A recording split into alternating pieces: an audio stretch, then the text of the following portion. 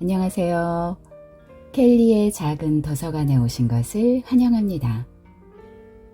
오늘은 이명재 작가의 우리들의 방콕 모임을 소개해 드리겠습니다. 며느리하고는 살아도 딸하고는 못 산다고 했던가요? 따로 살던 엄마와 딸이 동거를 시작하는데요.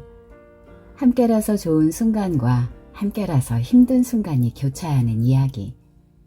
이명재 작가의 우리들의 방콕 모임 시작합니다.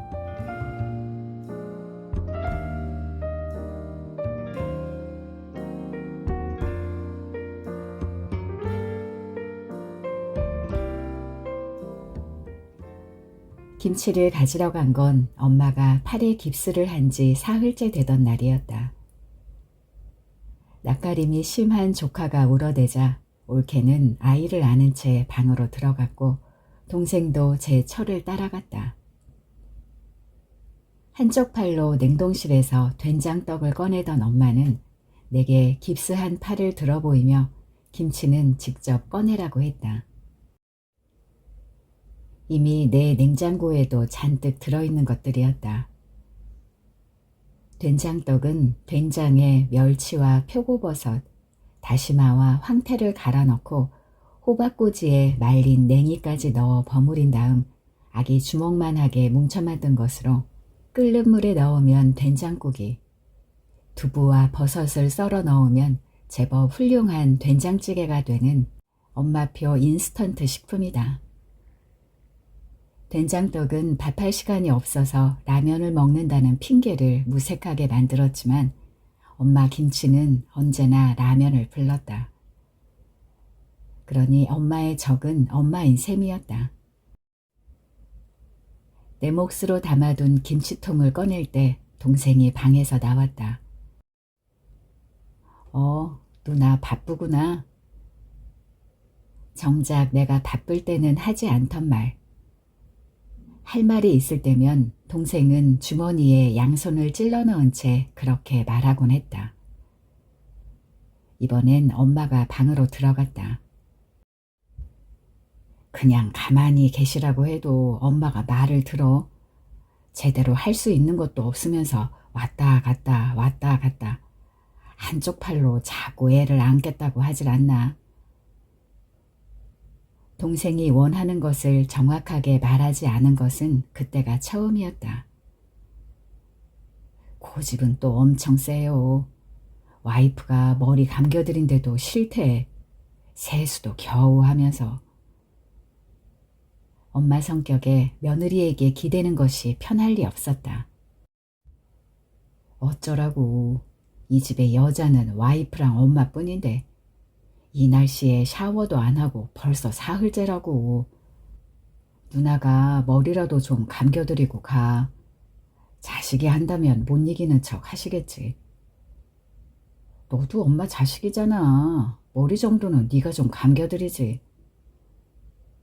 동생은 펄쩍 뛰었다. 다 큰 아들이 어떻게 엄마를 씻기냐는 것이다. 글쎄, 다 큰 며느리가 시아버지 똥오줌도 받아내고 목욕도 시킨다는 이야기는 좀 익숙하지 않나? 그날부터 엄마는 나의 동거인이 되었다. 팔이 나을 때까지만이라는 전제를 달고 우리는 함께 살기 시작했다. 우리 집으로 온 엄마를 반긴 건 친구들이었다. 동생 집에서 출발하기 전 당분간 엄마와 함께 지내야 하는 상황을 단톡방에 올렸더니 친구들이 어느새 집 앞에 와 있었다. 엄마 반찬을 종종 나눠 먹어서 그런지 그들은 처음 본 엄마를 오래 알던 사람처럼 대했다. 엄마가 가져온 것과 자기들이 사온 것을 척척 정리하면서 어제 만난 것처럼 엄마에게 말을 건넸다. 엄마 덥죠? 얼른 씻고 나와서 수박 드세요. 너도 덥겠다. 얼른 엄마랑 같이 씻어. 언제부터 내 엄마가 제 엄마였다고. 부침성 좋다는 말을 종종 듣는 경미였다. 말릴 새도 거절할 틈도 없었다. 내 한 몸 말고는 누구도 씻겨본 적 없는 내가 엄마 몸을 닦는 것이 쉽지는 않았다. 어쩌다 함께 목욕탕에 가도 등이나 겨우 미뤄졌을 뿐. 쑥스러워하기는 엄마도 마찬가지였다. 우리는 서로 조심스러웠다. 첫 목욕을 마친 어색함을 깨준 것도 친구들이었다. 멀쩡한 드라이어를 두고 저마다 손 선풍기를 들이대며 엄마 머리카락을 말리겠다고 수선을 피웠다. 목 좀 축이시라며 접시 가득 깍둑썰기한 수박을 내오기도 했다. 그 사이 수박은 제법 차가워져 있었다. 혼자 살면 여름에 이게 제일 아쉬워요. 수박을 실컷 못 먹는 거. 엄마도 말로만 전해 듣던 내 친구들을 스스럼 없이 대했다. 그랬어? 한 통 사서 이렇게 모여서 나눠 먹지. 얘네 둘은 툭하면 야근이고요. 쟤는 프리랜서라 바쁠 땐 밤새워 일을 해요. 먹을 거 사면 버릴 데가 더 많아요. 수박 먹고 싶으면 여기 와서 엄마랑 먹자. 올여름엔 엄마 덕에 수박 실컷 먹겠네. 하더니 정말로 그렇게 되었다. 친구들은 저녁이면 우리 집으로 모여들었다. 덕분에 야근이나 회식을 하는 날에도 마음이 놓였다. 우리는 아무도 엄마와 밖으로 나갈 생각을 하지 않았다. 그저 엄마가 있는 집으로 모여들었다. 아침은? 점심 뭐 먹었어? 집에 먹을 건 있니? 엄마의 3단 물음표는 저녁을 먹기 전 치러야 하는 통과 의례와 같았다. 매일 보는 친구들에게 엄마는 매일같이 물었다. 함께 식사하지 않는 시간에도 안녕했는지를 확인하는 엄마의 인사인 셈이었다. 친구들도 이미 잘 알고 있었다. 통화를 할 때면 엄마는 늘 같은 걸 물었다. 밥은? 뭐 먹었어? 냉장고에 먹을 건 있니? 그게 엄마의 여보세요였다. 상자 가득 먹을거리를 채워 보내놓고는 뭐 먹고 사냐고 묻는 엄마에게 나는 자주 툴툴거렸고 친구들은 그런 나를 타박하는 게 일이었다. 엄마가 보낸 테트리스를 뜯을 때마다 얘 엄청 투덜댔어요. 친구들은 엄마 택배를 그렇게 불렀다.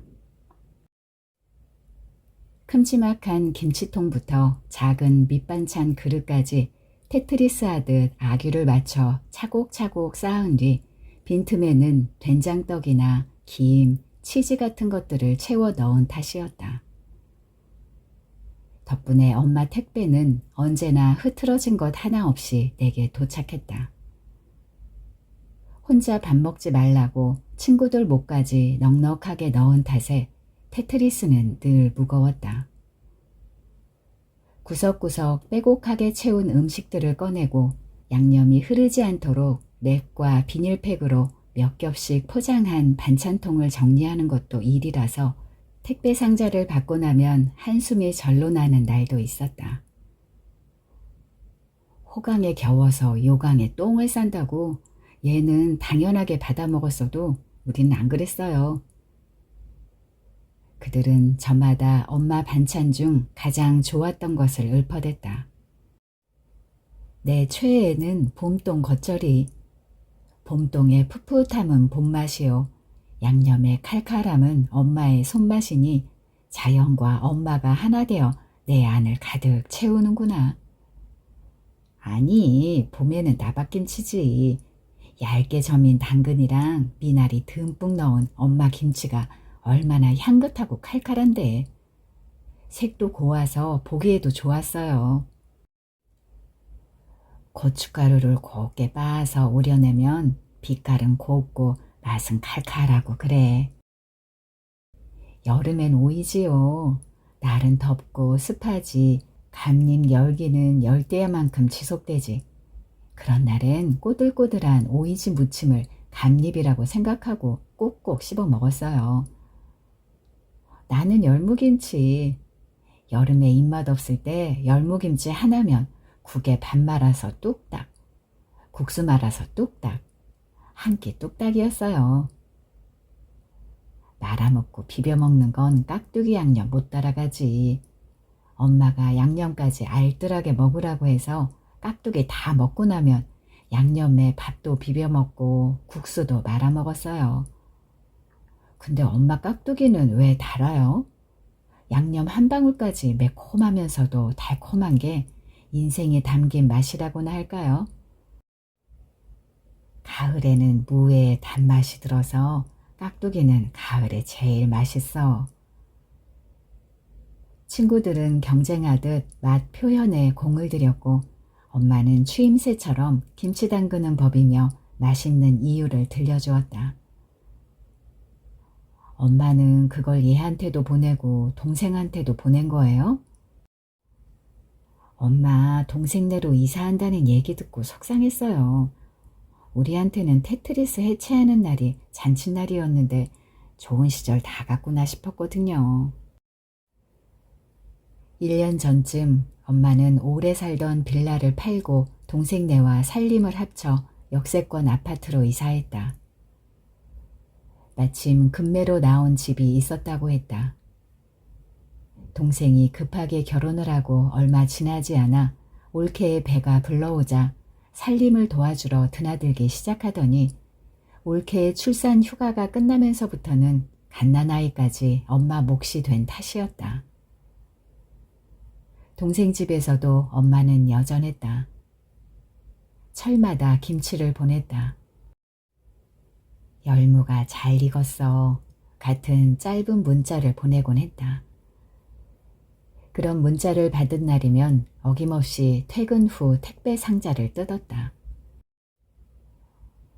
엄마 팔 다쳤다는 얘기 듣고 얼마나 철렁했게요. 테트리스는 정말 끝이구나 했어요. 우리 좀 이기적이죠?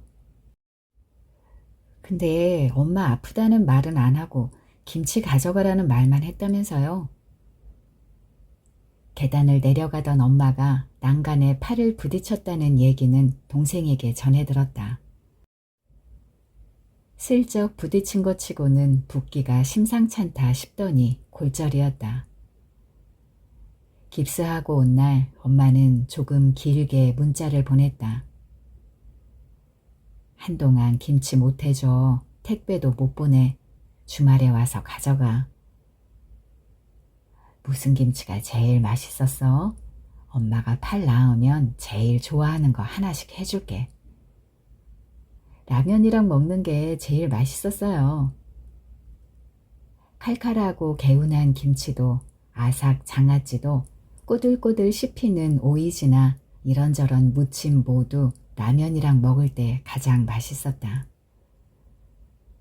엄마에게 밥이란 웬만하면 쌀이어야 했고 가능하면 방금 지어낸 더운 음식이어야 했다. 면이 밥이 되려면 순수 반죽하고 숙성시켜 밀어낸 것이어야 했다. 라면 같은 건 엄마 기준에 밥이 아니었다. 모름지기 밥이란 스스로 시간과 정성을 들여 만든 음식이어야 한다고 믿었다. 남의 손을 거쳐 후루룩 데우기만 하는 것 말고. 그래서인지 엄마는 저녁마다 우리가 포장해 오거나 배달시키는 음식을 볼 때마다 밥을 먹어야지 라고 했다. 단톡에서 함께 저녁 메뉴를 정할 때는 그거 맛있니? 오늘은 그거 먹어보자 했으면서. 그래도 저마다 좋아하는 술과 음료를 들고 잔을 부딛는 순간은 언제나 즐거웠다. 덕분에 매일 쓰는 물잔부터 기념품으로 받은 텀블러까지 집에 있는 잔이란 잔은 다 나와야 했다. 온갖 병과 쓰레기 봉투가 반비례의 속도로 쌓이고 줄어갔다. 퇴근 후의 고요가 사라진 대신 회사에서와는 다른 소란함이 저녁 시간을 채웠다. 집에 오면 소파에 누워 리모컨과 전화기만 만지작거리다 잠들던 일상은 끝이 났다. 그렇게 엄마는 우리들의 엄마가 되었다. 엄마가 오고 난 뒤 집이 조금씩 달라졌다. 한쪽 팔로도 부지런히 움직이는 엄마 덕택에 두서없이 쌓여있던 것들이 자리를 잡거나 비워졌고 몇 달째 넘어가지 않던 달력은 매일매일 제 날짜에 맞춰졌다. 달라진 건 나보다 친구들이 먼저 알아차렸다. 딱지는 좋겠다. 퇴근하고 청소기 돌릴까 말까 고민 안 해도 되잖아. 너도 고민하지 마. 고민하다 청소기 드는 순간 이웃의 민폐야. 그냥 너도 로봇 청소기를 사. 그랬다. 집은 언제나 단정했고 더는 주말에 빨래를 몰아서 할 필요도 없었다.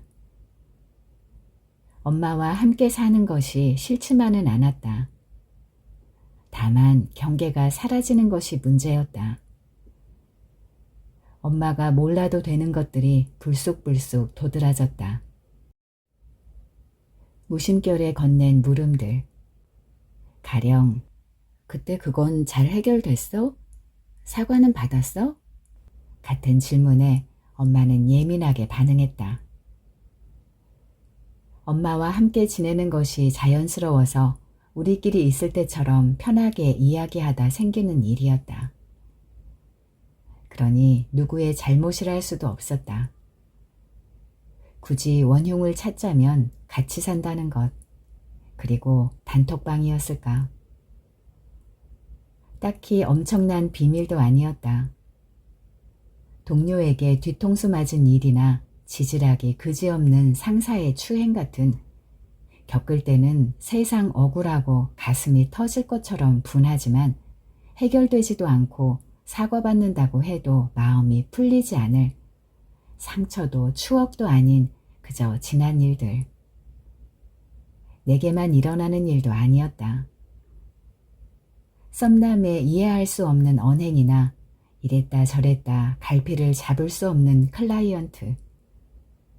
보증금과 월세를 올리는 만 가지 방법을 알고 있는 집주인을 우리는 앞서거니 뒤서거니 비슷하게 겪어내고 있었다. 그런 일을 내가 겪었다는 것이 엄마에게는 문제였다. 친구의 일이라면 안타까움과 위로를 겹겹이 전하던 엄마가 내게만은 꼬투리를 잡았다. 이렇게 했다면 네가 덜 다쳤을 거라고.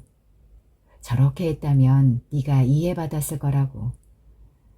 그렇게 한 게 네가 틈을 보인 거라고. 내가 부족하다고 생각하는 부분을 물고 늘어졌다. 함께 모인 자리에서는 그나마 수습이 가능했다. 문제는 단톡이었다. 이 이야기가 묻히고 저 이야기가 튀어나오다 아무 말 대잔치가 되어버리는 것이 단톡방의 성격이라는 것을 엄마는 받아들이지 못했다. 엄마가 모르는 이야기가 나오는 것도 견디지 못했다. 이런저런 일이 있어서 그렇게 얘기한 거라고 우리의 길고 긴 지난 시간을 꼬박 설명해야 했다. 어린이방이 필요해. 친구들은 코웃음을 쳤다. 엄마가 실장이야? 팀장이야? 어린이방은 무슨, 아예 엄마더러 휴가 가시라고 하지 왜? 잠깐 왔다 가는 너희는 몰라. 엄마랑 먹고 자고 눈 뜨자마자 얼굴 보는 나한테는 엄마가 없는 공간이 필요해. 그들은 차라리 나더러 집에 오지 말라고 했다. 삭제된 메시지입니다. 그건 그냥 잘못 전송된 것이었다. 동료에게 할 말을 엄마와 친구들이 같이 있는 방에 해버린 건데 바로 지웠는데 하필 그 메시지 이후로 대화가 끊겼다. 아무 말도 하지 않았으니 어떤 말도 이어지지 않는 것이 당연했다. 하지만 엄마는 믿지 않았다. 우리가 무언가 감추는 것이라고 여겼다. 집요하게 캐묻다 급기야 전화를 걸어왔다. 체감온도 40도, 불쾌지수 80을 훌쩍 넘어간 날이었다. 후덥지근한 공기가 스멀스멀 퍼져가는 사무실에서 답이 정해진 회의를 길게 하던 중이었다. 퇴근하고도 집에 가기 싫었다. 하지만 친구들은 모두 우리 집에 있을 테고 집 밖에서 헤매기는 위험한 날씨였다. 너도 와서 땡모반 한잔 해. 오늘 날씨에 딱이네. 엄마는 아무 일 없었다는 듯 나를 맞이했다. 친구들은 이미 엄마 손에 들린 수박 주스처럼 볼과해졌다. 더워서 붉어진 것이라고 했다. 아닌 게 아니라 정말 수박 주스가 딱 맞는 날씨이긴 했다. 회사에서나 집에서나 숨막히게 답답한 것이 매연 가득한 방콕 시내에서 냉기가 사라진 땡모반을 들고 서 있는 기분이었다. 이게 뿌빠뽕 커리래. 찬밥에 비벼 먹는 게 더 맛있네. 얼른 먹어. 엄마가 밥 위에 소스 범벅인 게 한 마리를 얹어 내 앞으로 밀었다. 엄마, 얘 찬밥 엄청 싫어해요. 그 찬밥은 이런 밥이 아니잖아. 친구들은 키득거렸고 엄마 턱이 길어졌다. 엄마가 모르는 이야기, 엄마가 듣고 싶은 이야기가 시작된 것이다. 동생이 결혼 소식을 전하던 날이었다. 여자친구를 임신시켰다는 말은 엄마에게 진작 전해 들은 참이었다. 누나는 언제까지 엄마한테 짐이 될 거야? 지금 나이가 몇이냐고. 노처녀보다 돌싱이 낫다는 말도 못 들었어? 넌 재혼하려는 여자들한테도 밀려. 찬밥 더운 밥 가릴 때가 아니라니까. 누가 엄마 어깨를 무겁게 하는지, 제 결혼 비용을 어떻게 마련했는지 알기나 하는지 동생은 꽤 점잖은 목소리로 나를 찬밥도 아까운 존재로 만들었다. 아주 오랜만에 화가 치밀었다. 어이없어 말도 안 나왔다. 분하고 억울했다. 하루하루 주어진 일을 하고 다달이 내 몫의 월급을 받으며 정직하게 살았을 뿐이다.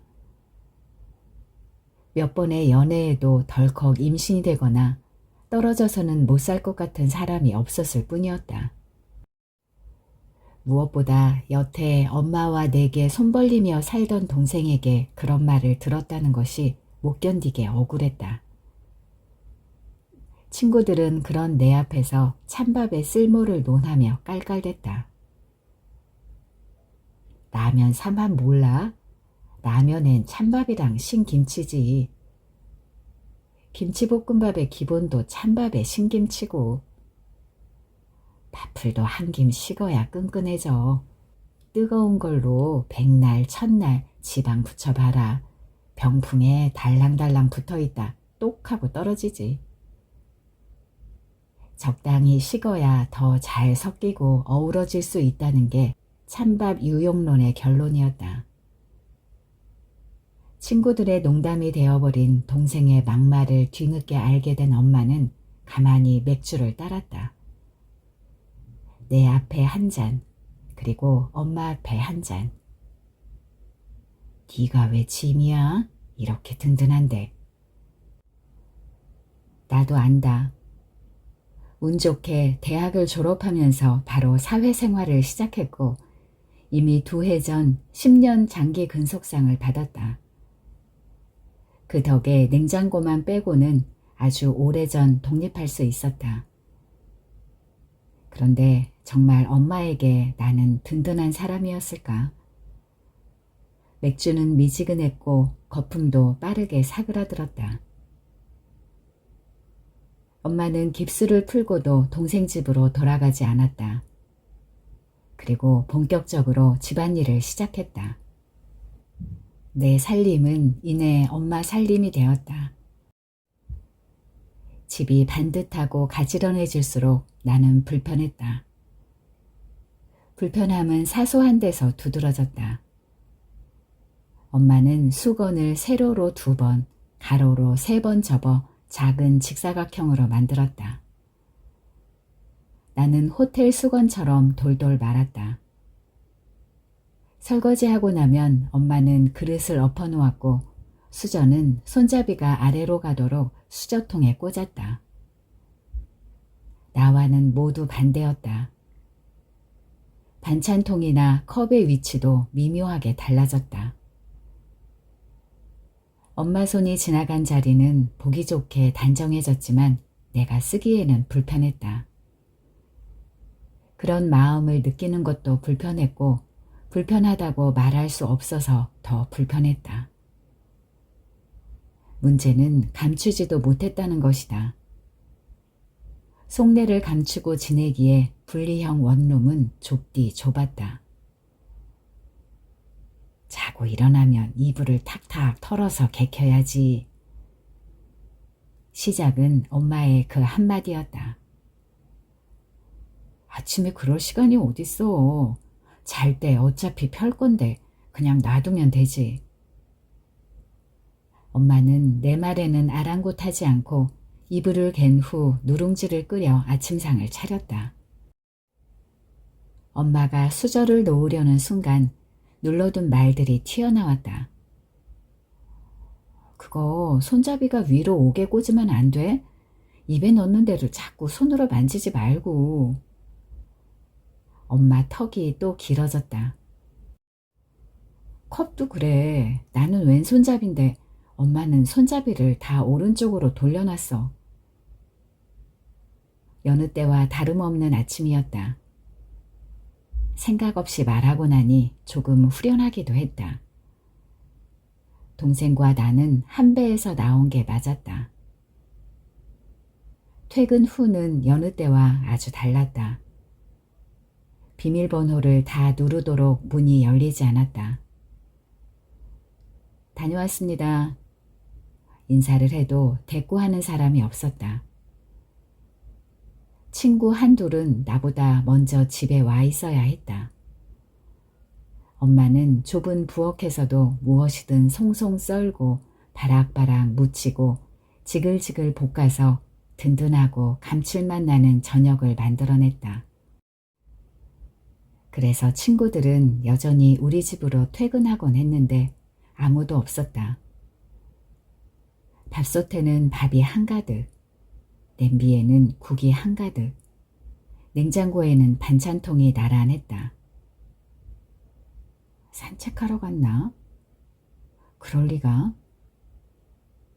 엄마는 여기 온 후로 혼자서는 집 밖으로 나간 적이 없었다. 가만 보니 집이 달라져 있었다. 컵은 왼손으로 잡기 좋게 방향을 바꿨고 수저통에는 손잡이만 보였다. 이불도 펼쳐져 있었다. 친구들도 모두 내 전화를 받지 않았다. 혹시나 해서 집 근처를 둘러보았지만 엄마는 없었다.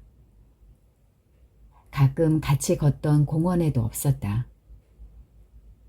별일 아니라고 혼잣말을 하면서도 가슴이 두근거렸다. 엄마는 이 동네에서 갈 데가 없었다. 설마 나한테 섭섭하다고 동생에게 간 거야?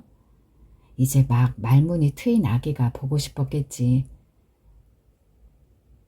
엄마는 말랑말랑한 갓난아기를 안고 있는 게 얼마나 포근한지 말도 못하는 어린 것이 벙식거리기라도 하면 엄마에게만 다정하게 속삭이는 것 같아 반갑고 대견하고 신기했다고 자주 이야기하곤 했다.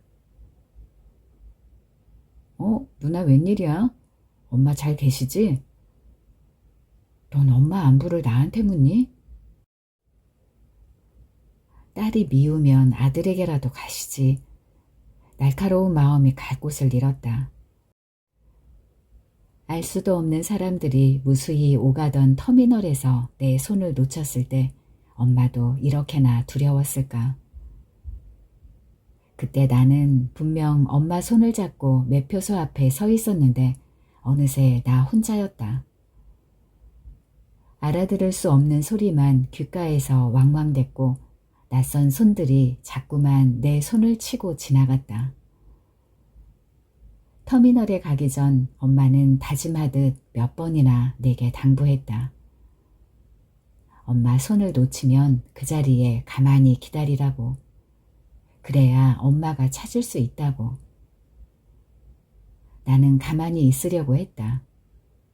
그런데 갑자기 두껍고 축축한 손이 내 손을 덥석 잡았다.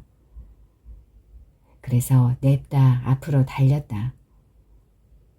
달리다 보니 엄마도 내게 달려오고 있었다. 신발 한 짝을 잃어버린 채, 하지만 신발 따위 무슨 상관이냐는 듯 엄마는 그저 나를 안았다. 내가 가만히 서 있건 어딘가로 달려가건 엄마는 늘 나를 찾아냈다. 그런데 나는 엄마를 찾을 수가 없었다. 어느 쪽으로 달려야 하는지도 알 수 없었다. 일단 지구대로 달려갔다. 엄마가 사라졌다고, 찾아달라고 했다. 엄마의 인적 사항을 묻던 경찰들은 이내 대수롭지 않게 말했다. 나이도 젊고 치매도 아니시라니까 곧 오실 거예요. 길 엇갈리면 안 되니까 댁에 가서 기다리시죠. 할 수 있는 것이 없었다. 엄마를 찾아야 하는데 어디로 가서 누구에게 물어야 할지 나는 알지 못했다. 가만히 엄마를 기다리려 해도 엄마를 잃어버린 자리가 어디인지 도통 알 수 없었다. 엄마는 집에 있었고 나는 회사에 갔으니 엄마를 잃어버린 게 아니라 엄마가 사라진 것이었다. 그럴 때는 어떻게 해야 하는지 엄마도 세상도 내게 알려주지 않았다. 사라진 건 엄마인데 가야 할 곳을 몰라 헤매는 것은 나였다. 소득도 없이 진땀만 흘리다 집으로 향했다. 그런데 거기 엄마가 있었다. 편의점 앞 작은 화단에 쪼그려 앉은 이는 엄마였다. 대체 거기서 그런 꼴로 뭐 하는 건데? 엄마 옆에 나란히 앉은 경미는 나와 눈을 마주치고도 못 본 척했다. 내 전화도 받지 않았다. 엄마, 소리를 지르려던 것은 아니었다. 마음이 놓이는 한편 어처구니가 없어서 목소리가 커진 것뿐이었다. 경미가 소리 없이 검지손가락을 입술 앞에 세웠다. 엄마는 여전히 쪼그린 채 고개를 더 깊이 숙였다. 심장이 제멋대로 쿵쾅거렸다. 엄마는 손에 생수를 부어 고양이에게 먹이고 있었다. 경미가 참치 캔을 뜯어 건네자 엄마는 기름진 참치 몇 조각을 고양이가 할짝거리던 손바닥 위에 올려놓았다. 한참을, 적어도 내게는 한참으로 느껴질 만큼을 엄마는 고양이에게 손바닥을 고스란히 내주었다. 하도 울길래 엄마를 잃어버렸나 봐. 엄마가 여전히 고개를 숙인 채 말했다. 고양이가 딱해? 엄마 딸은 안 딱하고? 대체 어딜 갔었어? 옛날에 살던 데 다녀오셨대. 엄마에게 물었는데 경미가 대답했다. 거긴 왜 가? 엄마가 치매야? 왜 옛날 동네를 찾아 헤매? 전화는 또 왜 안 받아? 오늘 거기서 모임 있으셨대.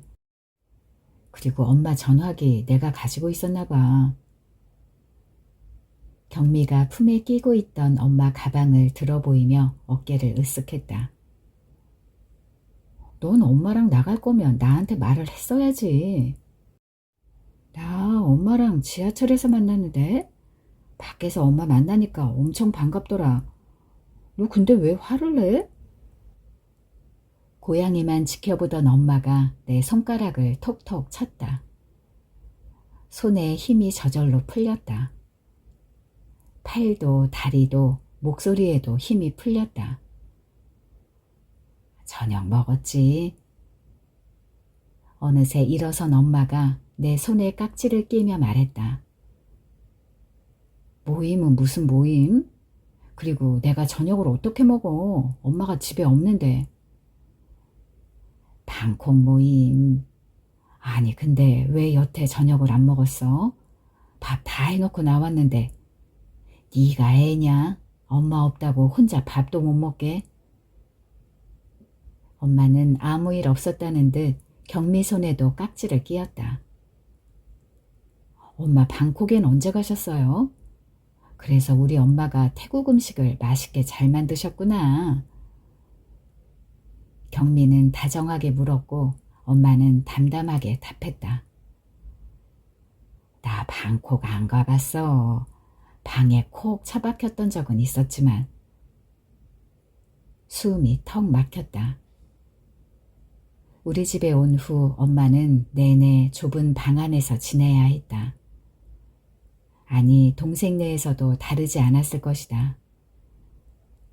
아들 부부와 함께 사는 것도 딸과 함께 지내는 것도 엄마에게는 답답하고 편치 않았을 것이다. 그래서 가출했어? 방에만 있는 게 싫어서 나한테 말도 안 하고 나갔어? 가출이라니, 모임 갔다 오셨다잖아.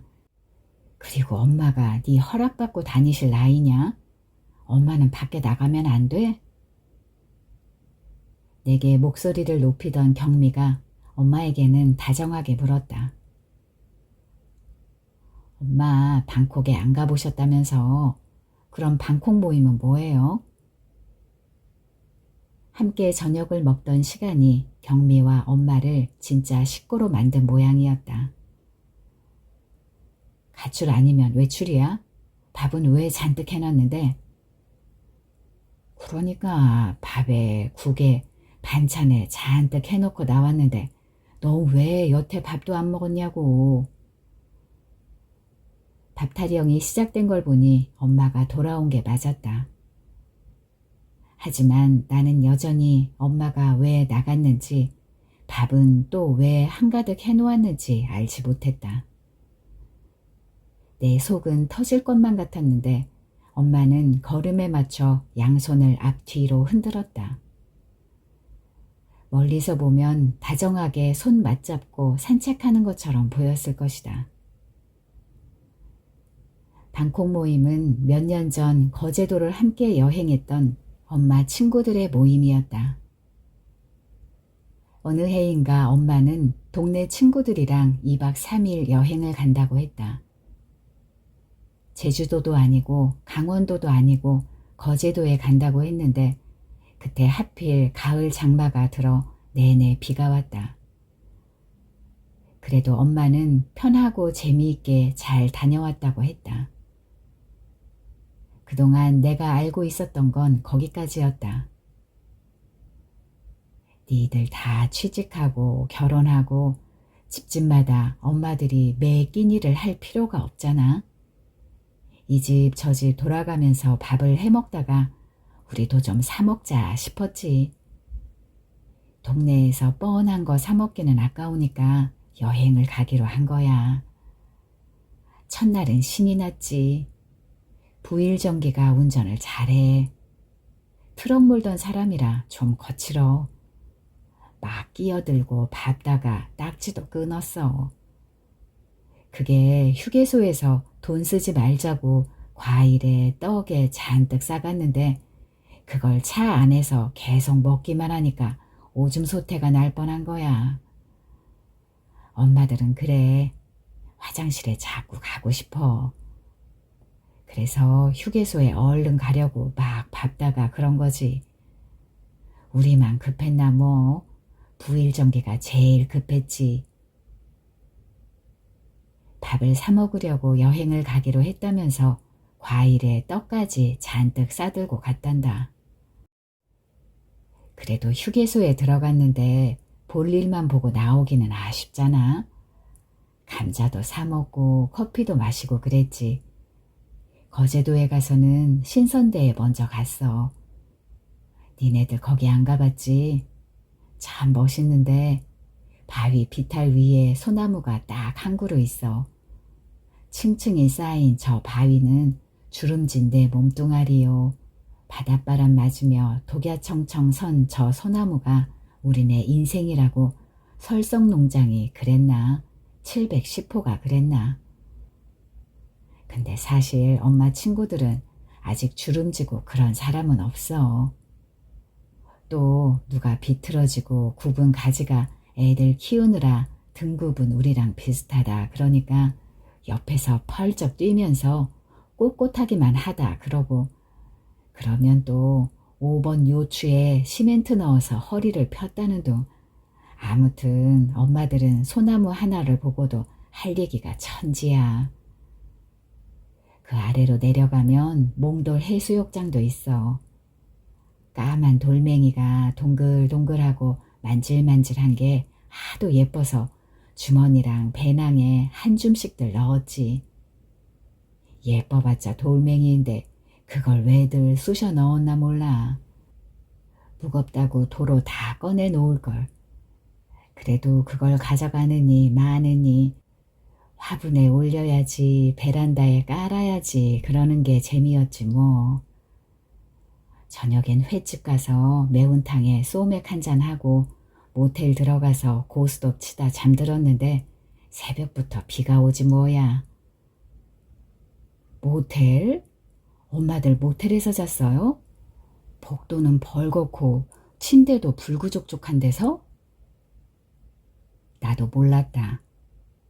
펜션도 아니고 엄마가 친구들과 여행 가서 모텔에서 잔 줄은 몰랐다. 그런 데는 침대고 뭐고 아무것도 없는 방이 있어. 이불 쭉 깔면 5이 자고도 남아. 잠만 잘 거니까 그거면 충분하다고 김계춘이가 우겼는데 설성농장이 얼마나 타박했게. 요 깔고 나니까 걸어 다닐 틈도 없어서 누워있는 사람 타 넘어 다녔거든. 나도 좀 그렇더라. 펜션도 뭐 얼마 안 비싸던데. 그런 데는 가스도 있고. 암튼 710호가 가져온 누룽지에 뜨거운 물 말아서 아침으로 먹고 나갈 준비 다 했는데 당최 비가 그쳐야 말이지. 바람의 언덕에 가야 하는데 방구석에 콕 처박혀서 얼마나 약이 올랐게. 바람의 언덕에 가서 쓰자고 다들 스카프도 챙겨갔는데 스카프를 막 휘날리면서 풍차 앞에서 사진 찍기로 했거든. 그런데 풍차가 다 뭐야. 모텔 밖으로 한 발짝도 못 나갔는데 섬이라 그런가 비바람이 대단하더라고. 하도 엄청나게 몰아치니까 모텔서도 나가지 말라고 말리더라고. 그래서 거기서 파는 컵라면으로 점심 때우고 방 안에서 온종일 비가 그치기만 기다렸지. 뭘 하긴 고스톱 치다 낮잠 자다 떠들다 거기 사장한테 브루스타 빌려서 김치랑 치즈랑 구워서 술 한잔 하다 보니 하루가 다 갔지 뭐야. 저녁에 비가 그치긴 했는데 부일전기가 취해서 운전을 못한다잖아. 결국 온종일 모텔 방 안에서 콕. 그래서 방콕 모임이야. 부일전기가 누구인지 710호가 어디에 사는지 설성농장이 뭐하는 분인지 모르지는 않았다. 어려서부터 심부름하러 다니던 동네 가게였고 이웃집이었고 엄마가 김치 사이에 끼워 보내는 치즈와 요구르트를 만드는 곳이라는 것쯤은 알고 있었다. 다만 사는 곳과 하는 일과 얼굴로 기억할 뿐. 그분들과 엄마가 서로 음식과 농담과 걱정을 나누고 짜증을 덜어주며 살고 있다는 건 몰랐다. 꼰대 같은 상사와 무기력한 후배와 헤어진 남자친구를 안주 삼아 먹고 떠들던 내 친구들과 엄마의 친구들이 다르지 않다는 것을. 방 안에 콕. 엄마 좀 슬퍼요. 그래서 엄마들 안 슬프게 살라고 방콕 모임 만든 거야. 거제도에서 실컷 방콕했으니까 나이 들어도 골병 들어서 밖에 나가지도 못하는 방콕 노인네로 늙지 말자고. 최소한 한 달에 한 번은 만나서 밥도 사 먹고 놀러도 가자. 그러는 게 방콕 모임이야. 빠지는 사람한테 벌금 왕창 걷어서 또 놀러 가기로 했었어. 우리 엄마들 낭만도 있고 재치도 있으시다. 그래도 풍차 앞에서 스카프 쓰고 사진 못 찍은 건 너무 아쉽네요. 다음 날 가긴 했어. 근데 집에 오는 날이잖아. 거제도가 좀 머니? 얼른 출발해야 하는데 무슨 바람의 언덕에 바람보다 사람이 더 많더라.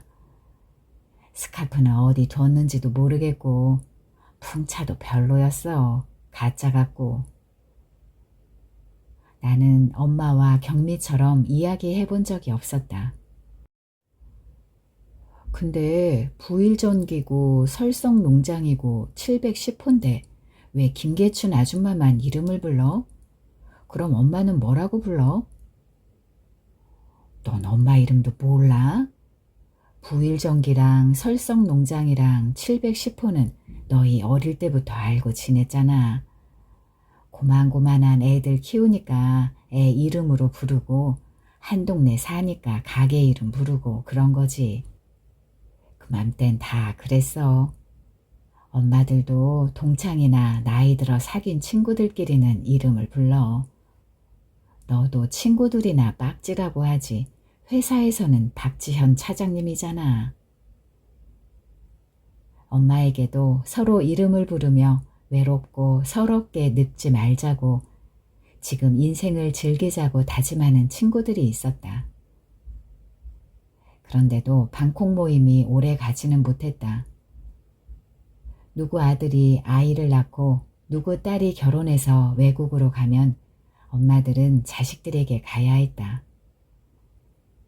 아들, 딸의 손자까지 거두느라 바빠질수록 5명이 함께 모이는 것이 어려워졌다.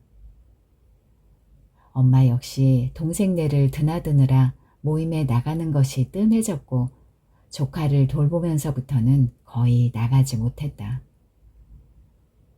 팔을 다친 후에는 나갈 수 없는 이유가 생겨서 차라리 속이 편했다고 했다. 엄마는 집을 나간 것도 사라진 것도 아니었다. 내가 몰랐던 엄마의 일상으로 돌아간 것뿐이었다. 그럼 밥은 왜 그렇게 잔뜩 해놨어? 매일 먹는 밥이라고 매일 해야 하니? 내일도 일찍 나가야 하는데 밥하고 치우고 하려면 바쁘잖아. 그래서 미리 많이 했어. 나 내일은 프랑스 자수 배우러 갈 거야.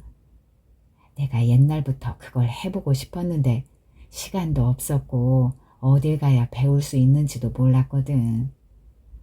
우리 동네에는 그런 게 없었지 않니? 요새는 다들 유튜브 보고 배운다길래 나도 찾아봤는데 혼자서는 못하겠더라고. 그런데 거기 나오는 공방이 여기 있더라. 내일은 거기 갈 거야. 10시까지 가려면 나도 바빠. 엄마한테 미안하다고 해야 했다.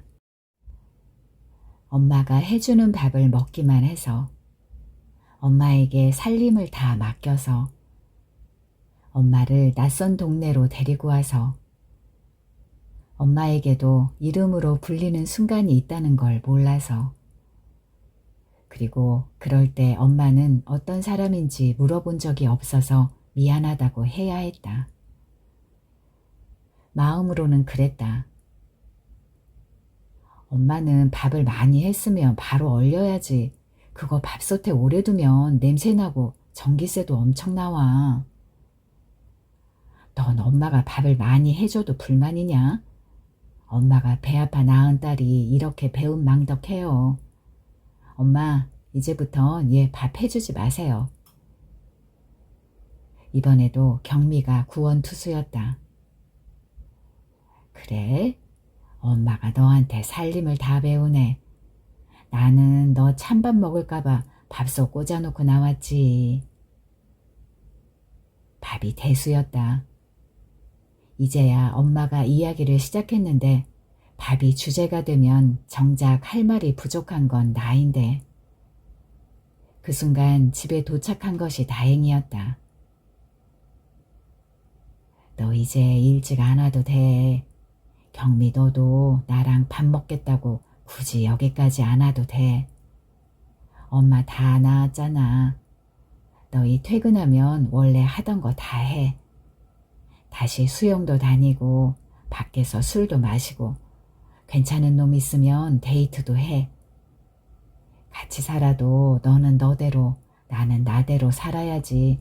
괜히 배려한다고 서로 눈치 보다가는 속 터져서 안 돼. 네가 나랑 떨어져 산 세월이 얼만데 이제 와서 같이 사는 게 쉽겠니? 엄마가 다시 낯설어지려 했다. 밥 먹어. 늦었어도 먹고 자. 경미야, 너도 먹고 가. 밥 싫으면 이거 먹을래? 설성 농장이 또 주더라. 이제 우리한테 제일 무서운 건 애들도 아니고 남편도 아니고 골다공증이라고. 이런 거 챙겨 먹어야 한대. 이번에 얻어먹었으니까 다음엔 팔아줘야지. 엄마는 가방에서 치즈와 요구르트를 꺼냈다. 경미가 나를 밀치며 나섰다.